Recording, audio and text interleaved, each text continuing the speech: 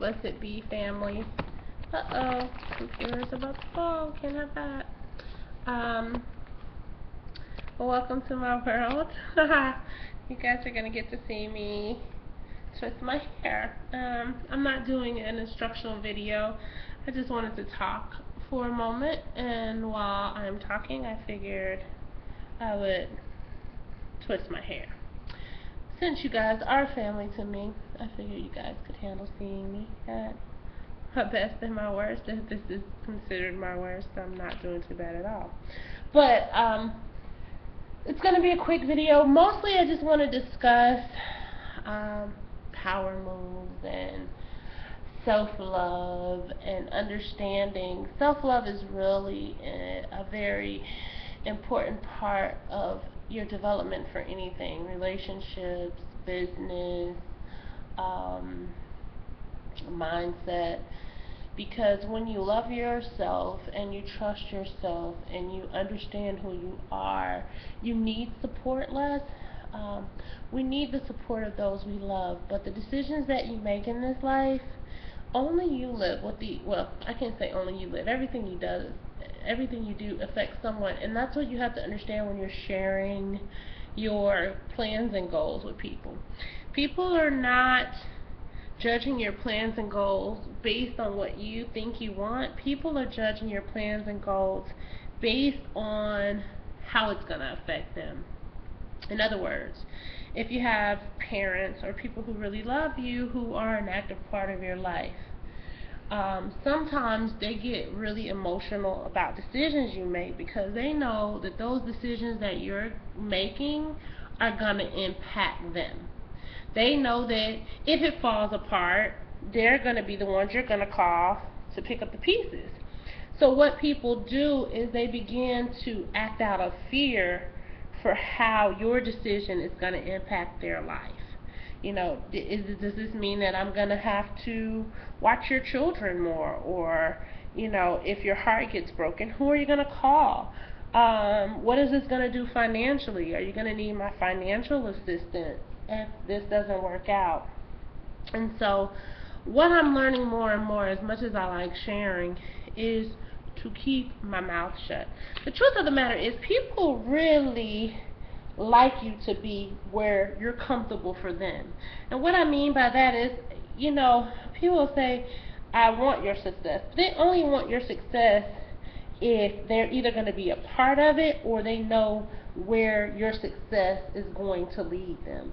Very few people really understand that your success and you being a member of the team, no matter what you give or don't give them as time goes or money goes, if you're doing better, they're automatically doing better because you are.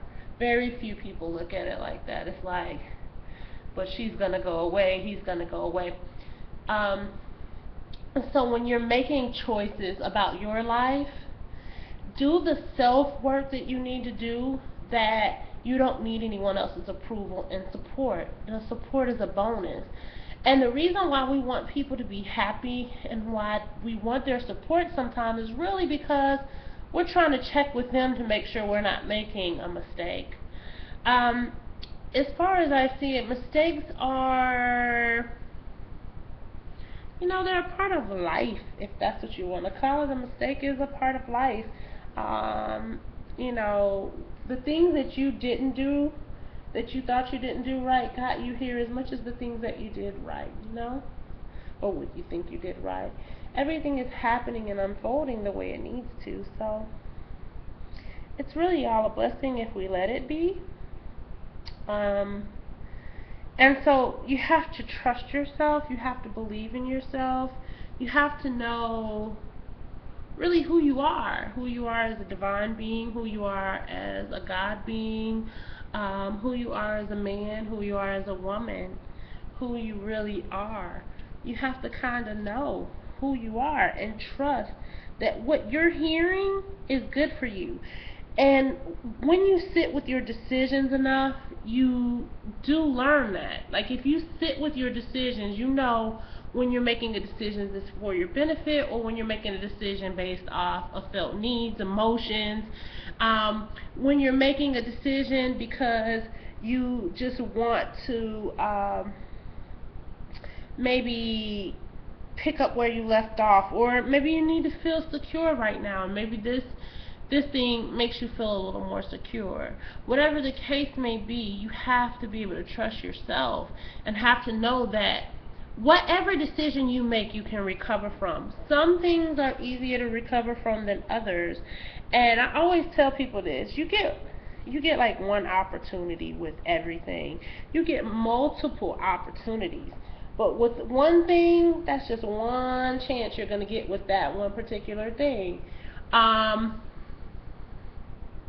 with that being said, you have to understand that there are no do-over chances. So if you had a job 6 years ago and you didn't take that job 6 years ago, even if the same offer resurfaced now, it's not the same job, it's not the same people you would have been working with, it's not the same. So you're not going to get a do-over to get back something that you didn't take the first time. You get new opportunities. So don't spend a lot of time trying to recapture something that you didn't capture before, because maybe you didn't need to capture it before. Maybe it wasn't for you to capture, you know? Ouch! Maybe it wasn't for you, you know? And I think sometimes it's hard for us to see that just because we want it doesn't mean it's what we need.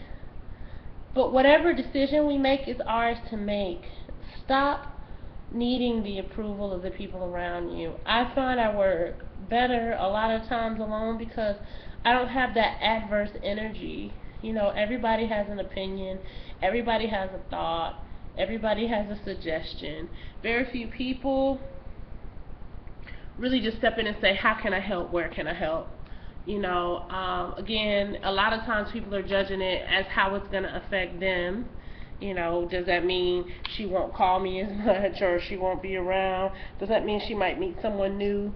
You know, when I hear people have opportunities in their lives, I'm like, let me give you some time to pursue that without my influence. You know, and people take that wrong. Well, I can still pursue you and pursue this and pursue that.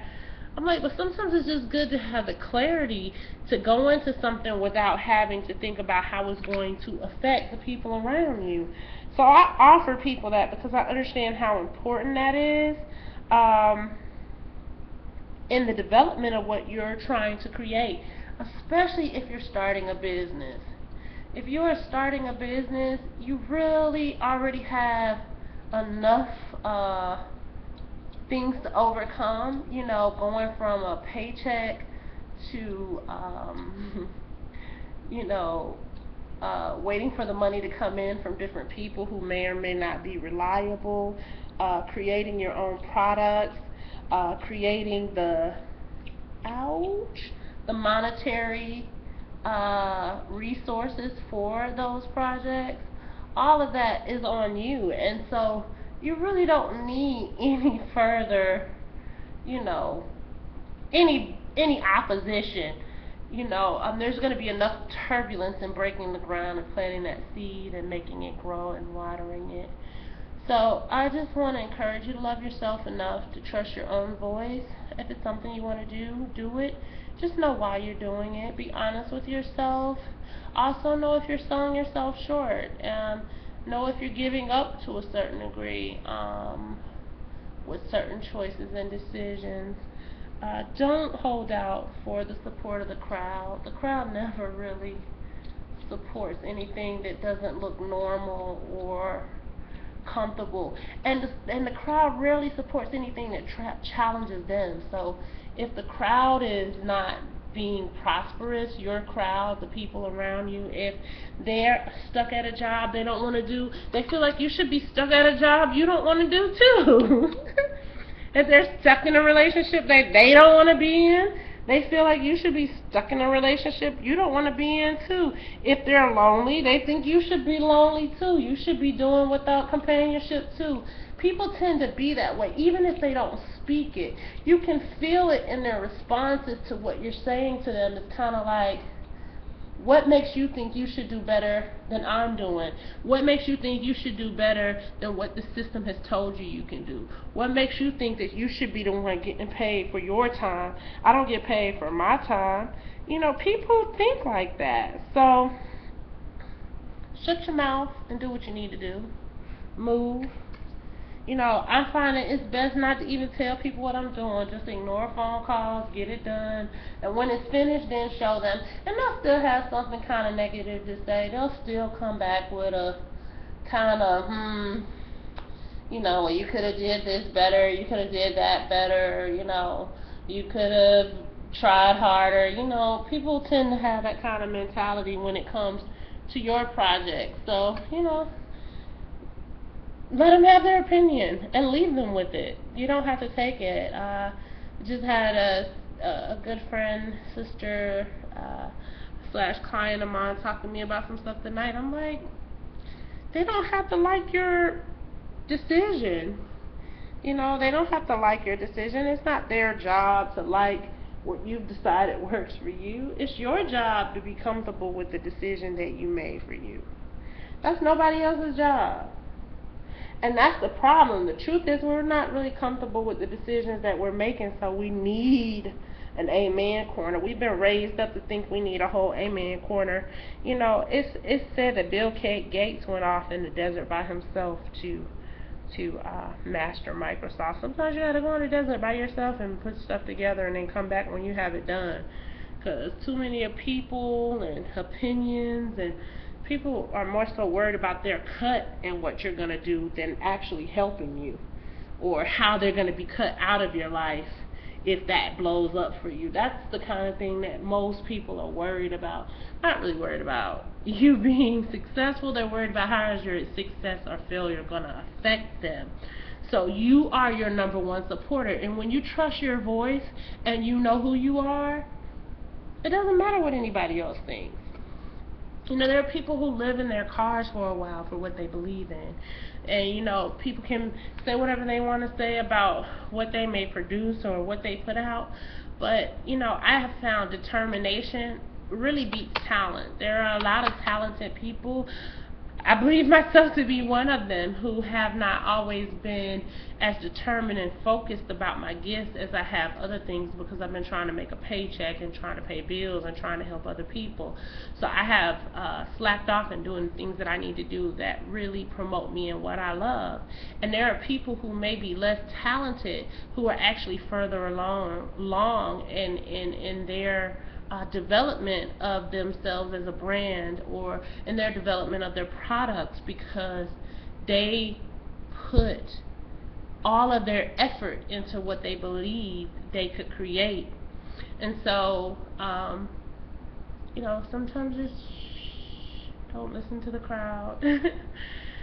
And if you do decide to let the crowd in, understand they may not like your decision, and that's their right. It's their choice, just like it's your choice to go after what you want. It's their choice not to like what you're trying to go after.